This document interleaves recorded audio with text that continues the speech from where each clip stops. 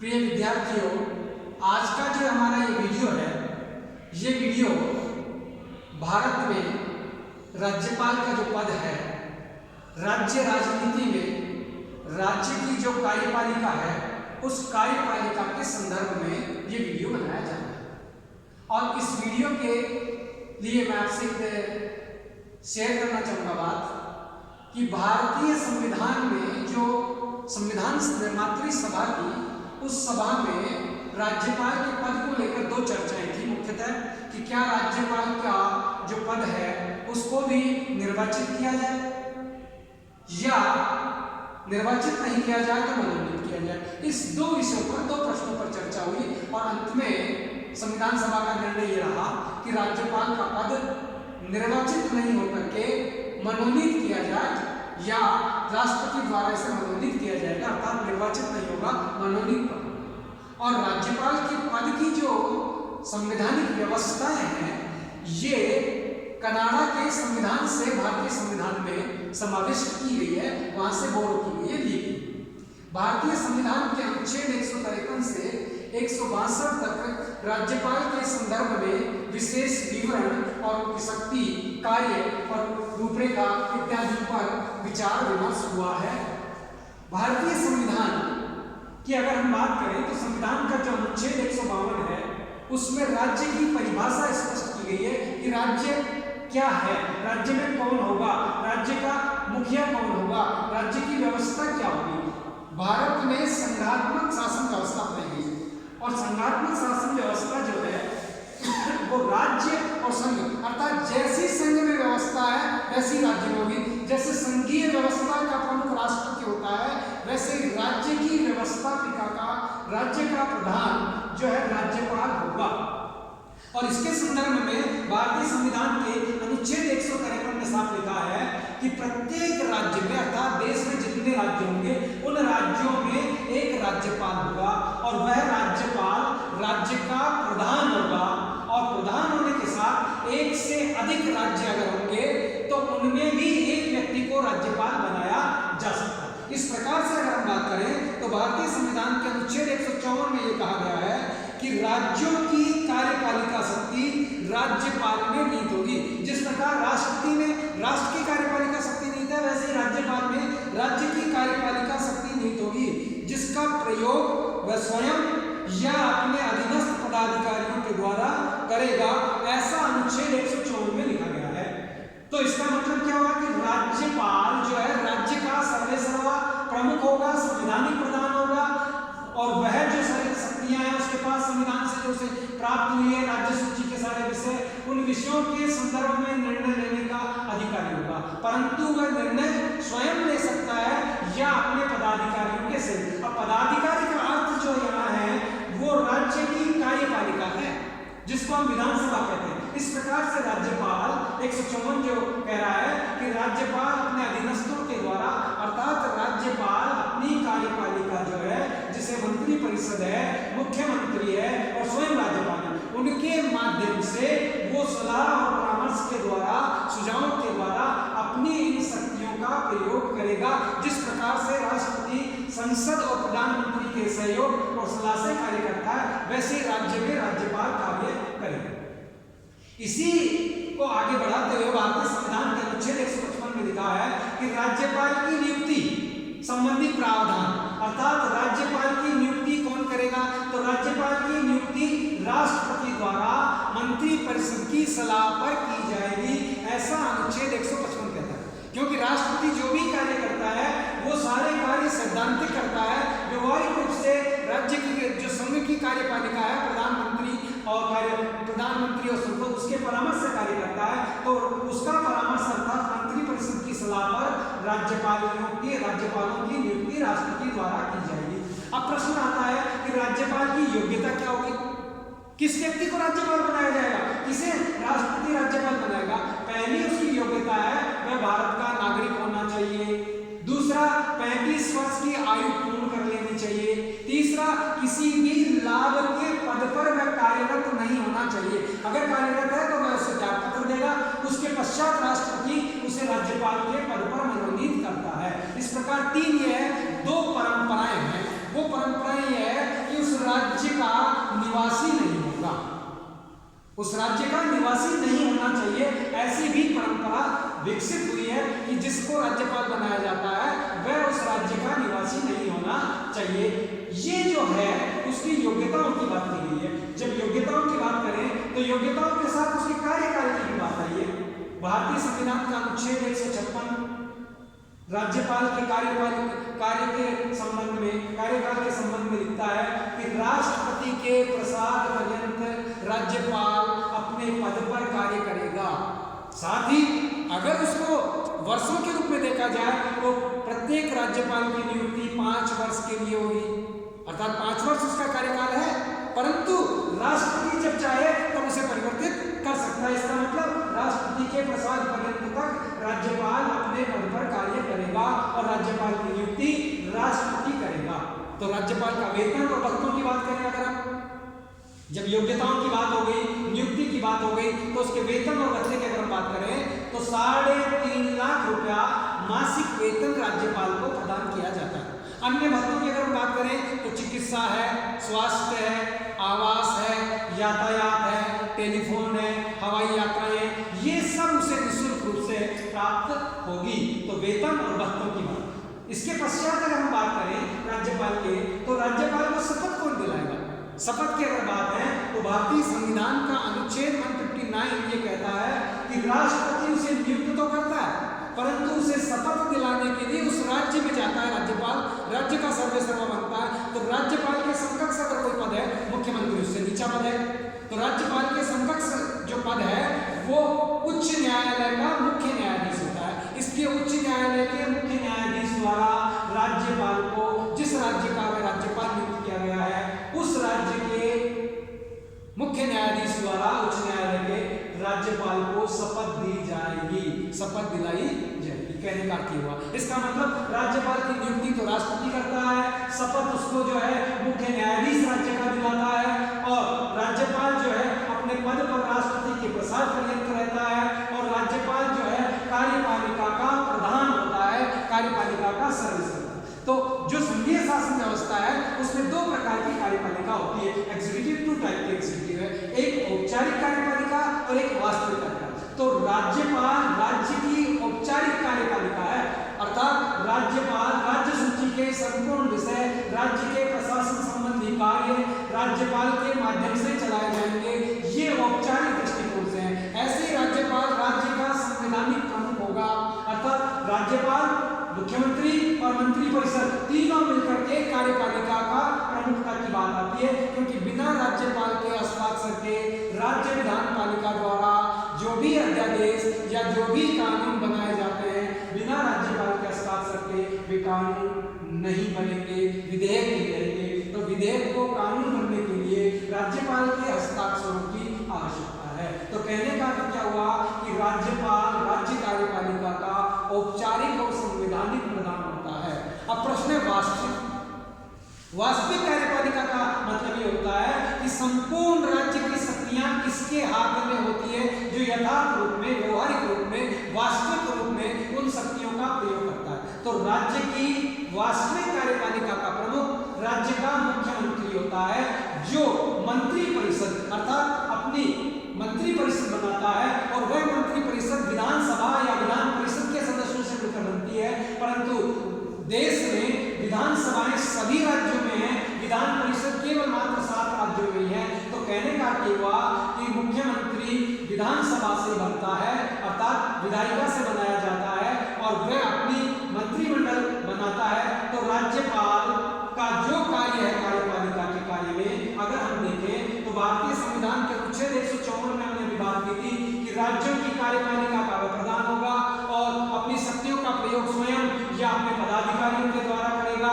अर्थात जो पदाधिकारी होंगे वे एक प्रकार से मंत्रिपरिषद और मुख्यमंत्री की नियुक्ति के संबंध में बात है। यहाँ जो अनुच्छेद 164 ये कहता है कि राज्यपाल की कार्यपालिका शक्ति के संदर्भ में राज्यपाल सबसे पहले मुख्यमंत्री की नियुक्ति करेगा, और मुख्यमंत्री के परामर्श से अन्य मंत्रियों की नियुक्ति करेगा, और मंत्रिपरिषद और मुख्यमंत्री के सुझाव और सहायता और परामर्श के आधार पर वह संपूर्ण कार्यों का संपादन करेगा, केवल मात्र स्व विवेक की शक्तियों को छोड़कर, अर्थात स्व विवेक के कार्य बाकी सारे कार्यों में वह मंत्रिपरिषद के परामर्श के अनुरूप कार्य करने के लिए संवैधानिक व्यवस्था निर्मित है। भारतीय संविधान में ऐसी बात पाई जाती है। अब नियुक्ति करने के पश्चात जो है राज्यपाल जब इनकी नियुक्ति करेगा, मुख्यमंत्री की, अन्य मंत्रियों की, और इसकी नियुक्ति के पश्चात राज्यपाल अन्य जो नियुक्तियां हैं उनकी नियुक्तियों के साथ साथ राज्यपाल, जैसे राज्य में जितने भी विश्वविद्यालय हैं उन विश्वविद्यालयों का कुलाधिपति है, इसलिए कुलाधिपति होने के नाते कुलपतियों की नियुक्ति उप कुलपति जिन्हें कहा जाता है उनकी नियुक्ति राज्यपाल के द्वारा की जाएगी। ये मंत्रिपरिषद की सलाह से होती है। इसी प्रकार से राज्य लोक सेवा आयोग जो होंगे उन राज्य लोक सेवा आयोगों के सदस्यों की नियुक्ति भी राज्यपाल के द्वारा की जाएगी। और इसी प्रकार से राज्य में महाधिवक्ता, जो राज्य महाधिवक्ता है, अनुच्छेद 165 के तहत राज्यपाल राज्य महाधिवक्ता की नियुक्ति भी करता है। इस प्रकार से कार्यपालिका संबंधी शक्तियों की अगर हम बात करें तो कार्यपालिका का प्रमुख राज्यपाल है और कार्यपालिका संबंधी नियुक्ति संबंधी कार्य राज्यपाल करता है।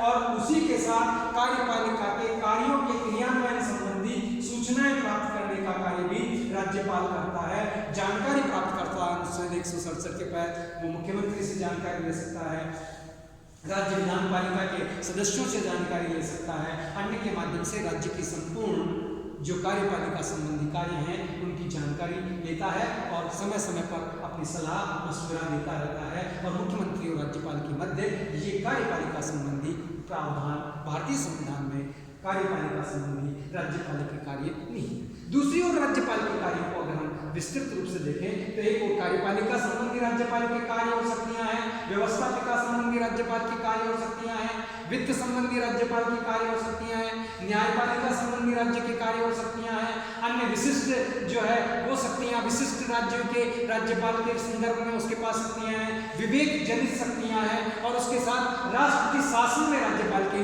शक्तियां और स्थिति है।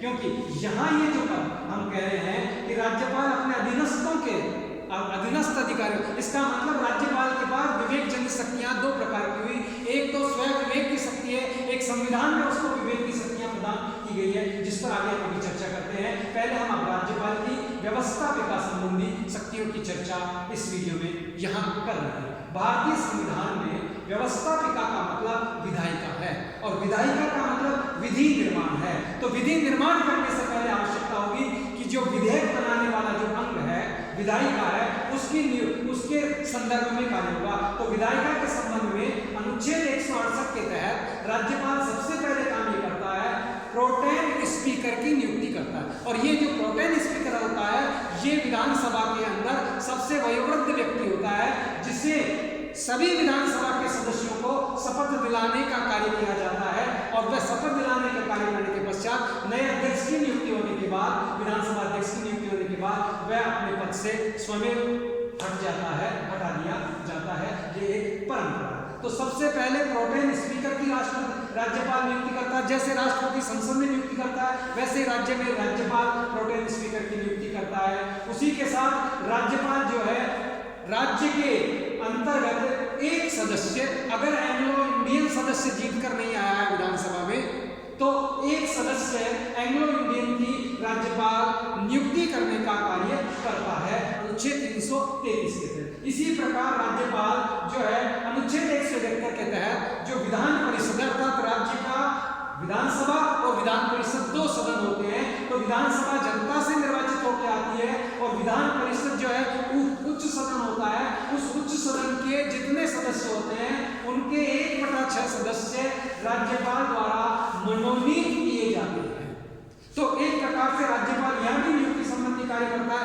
जैसे राष्ट्रपति 12 सदस्यों की नियुक्ति करता है वैसे राज्यपाल 1/6 सदस्यों की राज्य की विधान परिषद में नियुक्ति करता है। और वो नियुक्ति जो है कला के क्षेत्र से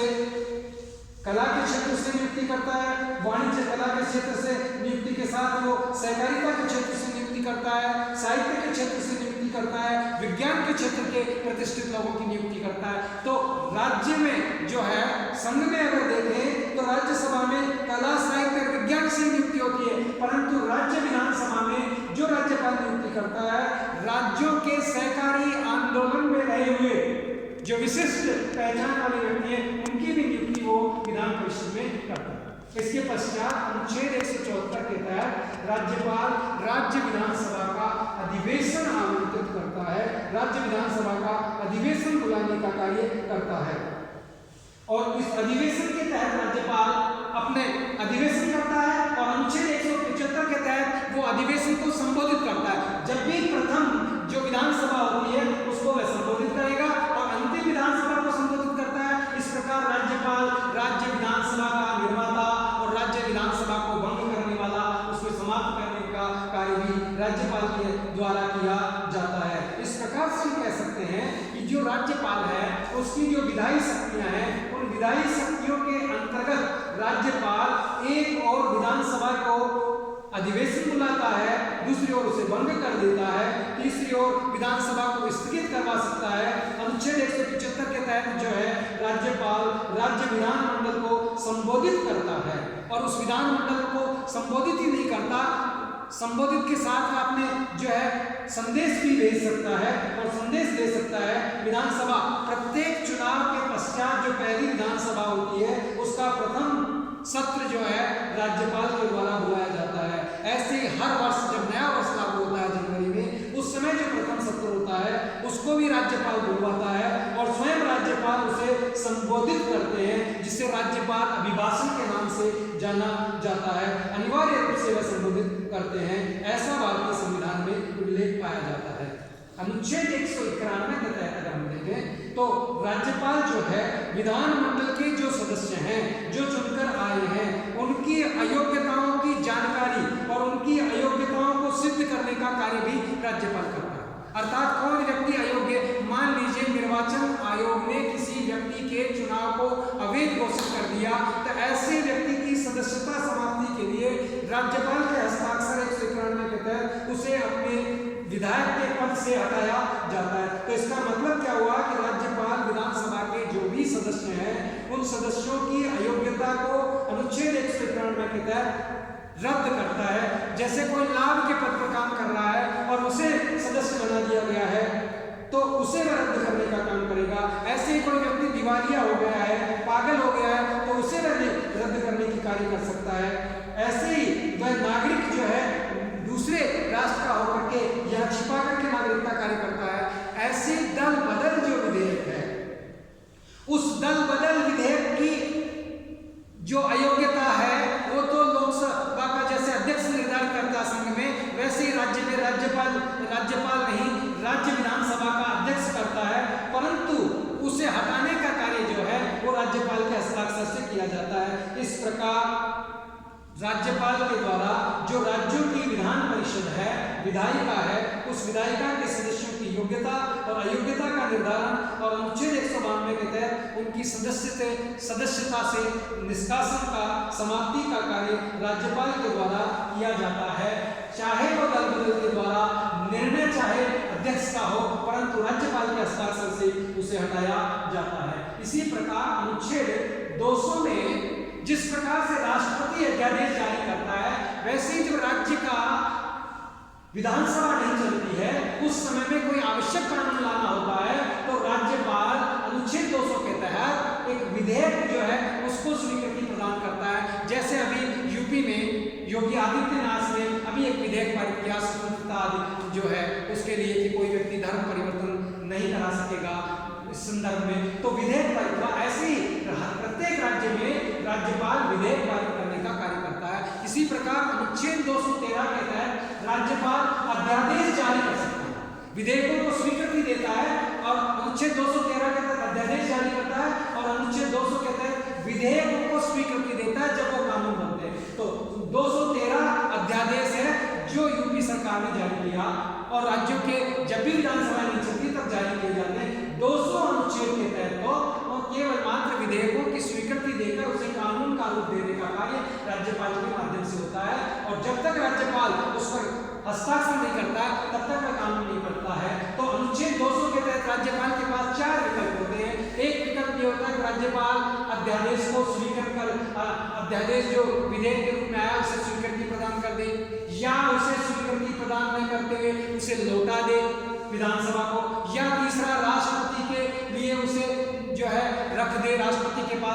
संघ का कोई विषय मान लिया जाए या हो, तो राज्यपाल का ये विवेक है कि वो उस कानून को रोक सकता है राज्यपाल राष्ट्रपति के नाम पर, और इसी प्रकार से कुछ समय तक अपने पास 6 महीने तक वो विधेयक को रोक के रख सकता है। इस प्रकार से राज्यपाल के पास विधेयकों के संदर्भ में 4 प्रकार की कंडीशंस दिखाई देती है। प्रत्येक जो है राज्यपाल के पास ये 4 विकल्प दिखाई देता है, या तो स्वीकृति दे, या पुनर्विचार के लिए भेज दे, या स्वीकृति देने से पूर्व उस पर सलाह ले, या राष्ट्रपति के लिए स्वीकृति के लिए रख ले, या 6 माह पश्चात उसे वापस लौटा दे। इस प्रकार की स्थिति राज्यपाल की व्यवस्थापिका की शक्तियों के संदर्भ में, विधायिका की शक्तियों के संदर्भ में दिखाई देती है।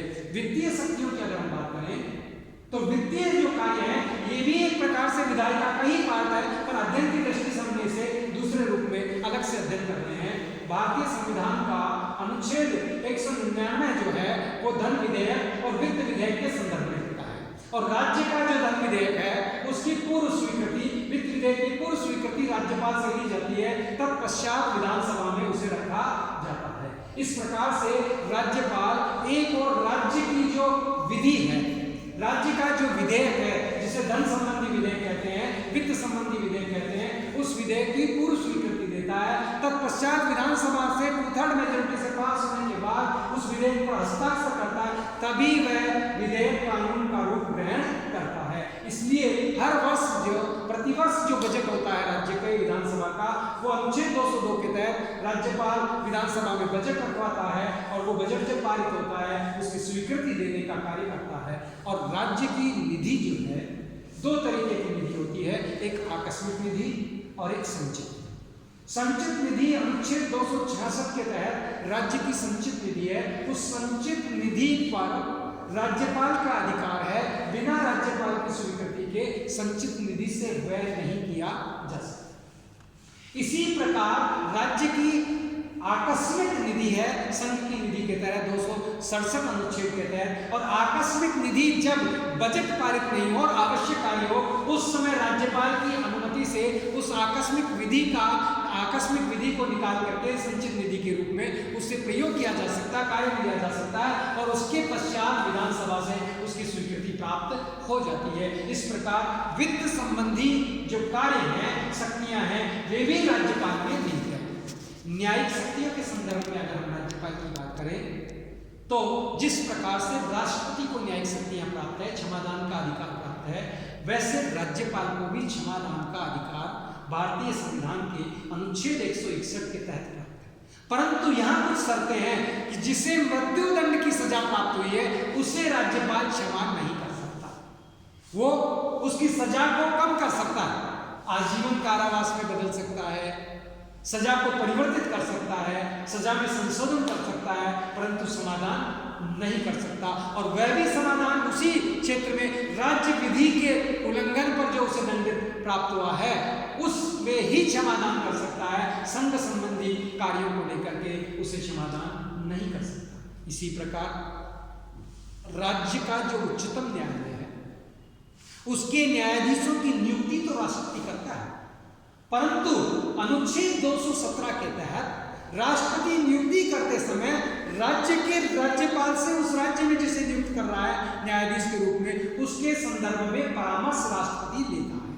तो इसका मतलब क्या हुआ कि राज्यपाल का परामर्श राज्य के उच्च न्यायालय के न्यायाधीशों की नियुक्ति में महत्वपूर्ण होता है। ऐसे ही राज्यपाल की नियुक्ति जैसे राष्ट्रपति करता है, वैसे ही राज्य के उच्चतम न्यायालय की नियुक्ति संबंधी जो कार्य है वो तो राष्ट्रपति के माध्यम से होती है, परंतु उन्हें शपथ अनुच्छेद 219 के तहत राज्यपाल दिलाता है।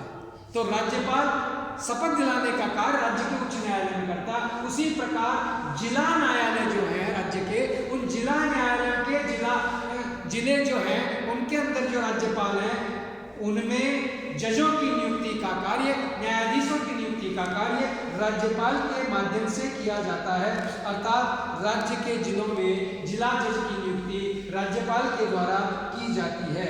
इस प्रकार से एक और राज्यपाल न्याय संबंधी कार्य करता है, क्षमादान संबंधी उसके साथ राज्यपाल को शपथ दिलाने संबंधी और इसी के साथ राज्यपाल की नियुक्ति में परामर्श संबंधी, अन्य न्यायाधीशों की नियुक्ति करने संबंधी, इसी प्रकार की राज्य की विधि संबंधी उल्लंघनों पर राज्यपाल उनसे परामर्श लेने का कार्य भी करता है राज्य के उच्च न्यायालय से। तो उच्चतम न्यायालय जैसे संघ में राष्ट्रपति को परामर्श दे सकता है, वैसे राज्यपाल भी इसे परामर्श दे सकता है। इसी प्रकार अनुच्छेद 356 के द्वारा राज्यपाल राज्य में संवैधानिक शासन की असफलता पर राष्ट्रपति को अपनी रिपोर्ट भेजता है और उस रिपोर्ट के आधार पर अनुच्छेद 356 के तहत राज्य में राष्ट्रपति शासन लागू होता है और राष्ट्रपति शासन में राज्यपाल संपूर्ण शक्तियों का अपने जो कार्यपालिका है उसका प्रयोग करता है। कार्यपालिका प्रमुख की वास्तविक स्थिति को ग्रहण कर लेता है मुख्यमंत्री की तरह। अब वो राज्यपाल राष्ट्रपति शासन में वास्तविक कार्यपालिका प्रमुख होता है और सारा शासन राज्यपाल के द्वारा और अधीनस्थ कर्मचारियों के द्वारा, जिसे पॉलिटिकल एग्जीक्यूटिव के स्थान पर एडमिनिस्ट्रेटिव एग्जीक्यूटिव के माध्यम से कार्य संचालित किए जाते हैं। इसी प्रकार अनुच्छेद 371 जो है, अनुच्छेद 370 जम्मू कश्मीर के संबंध में बना था और अनुच्छेद 371 विभिन्न राज्यों के संदर्भ में बना, जिसमें ए से आई तक विशिष्ट प्रावधान है। जैसे गोवा के लिए प्रावधान है, जैसे है जो चंडीगढ़ के लिए विशेष प्रावधान है, ऐसे दमन दीव जैसे जो है संघ राज्य क्षेत्र है, उनकी जो जातियां हैं जैसे कबायली जाति हो सकती है, उसके साथ अनुसूचित जाति जनजाति हो सकती है, अन्य अल्पसंख्यक जातियां हो सकती है, उनके उत्थान और विकास के संदर्भ में राज्यपाल डायरेक्ट अपने सूचना दे सकता है, डायरेक्ट उनके उत्थान के लिए अनुदान दे सकता है, डायरेक्ट उनके विकास के लिए अपनी योजनाएं प्रेरित कर सकता है, प्रस्तावित कर सकता है, जिसमें मुख्यमंत्री के परामर्श की भी उसे आवश्यकता नहीं है। इस प्रकार से राज्यपाल की शक्तियों को अगर हम इस प्रकार से विभाजित करें तो इस अध्ययन के बाद एक और महत्वपूर्ण राज्यपाल की शक्ति आती है, जिसे हम कहते हैं विवेक जनित शक्ति। राज्यपाल की विवेक जनित शक्तियां, अर्थात राज्यपाल अपने स्वयं विवेक से विभिन्न प्रकार के निर्णय कर सकता है।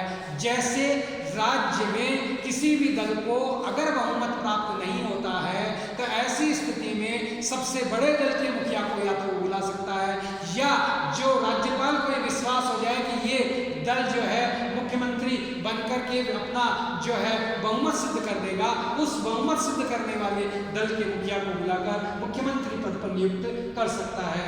इस प्रकार से ये राज्यपाल का स्वयं विवेक है। अगर 2/3 मेजोरिटी कोई दल लेकर के आता है तो यहाँ राज्यपाल का स्वयं विवेक काम नहीं करता, उस दल के अध्यक्ष को बुलाकर ही उसे मुख्यमंत्री पद देना पड़ता है, बुलाना पड़ता है। तो एक और राज्यपाल को हमेशा हर कार्य मंत्री परिषद की सलाह के अनुसार करना पड़ता है, परंतु विवेक जनित जो शक्तियां हैं उनमें वह राज्यपाल मुख्यमंत्री और मंत्री परिषद की सलाह मानने के लिए बाध्य नहीं है और उसकी सलाह को स्वीकार नहीं करता। जैसे मैंने आपको अभी बताया कि राज्यपाल अपनी रिपोर्ट जो केंद्र को भेजता है कि यहाँ संवैधानिक शासन असफल हो गया है, तो ऐसी रिपोर्ट के लिए वो परामर्श के लिए बाध्य नहीं है।